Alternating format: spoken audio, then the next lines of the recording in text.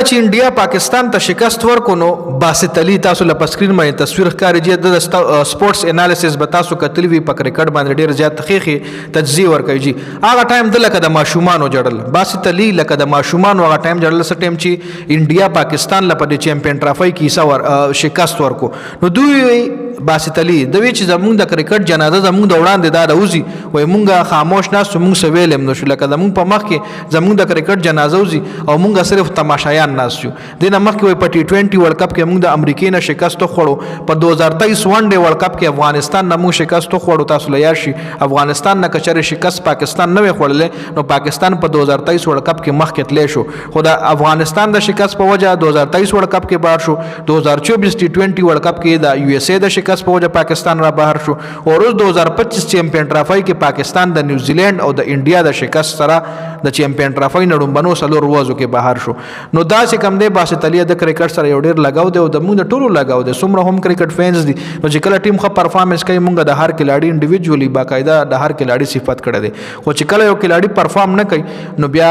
داغه به موږ له پکاره چې بیا نان پرفارمر کلاړیان د ټیم نه بهر شي دی وای 29 سال پس پاکستان ته یو هوسټینګ ملو شو د چیمپئن ټرافي اور عمره هوسټینګ کې پاکستان څومره زر د چیمپئن ټرافي نه بهر شو سلور ورځو کې جی نو دا باسط علي سټیټمنټ تاسو د حواله سره لري کمنټ ضرور وکړئ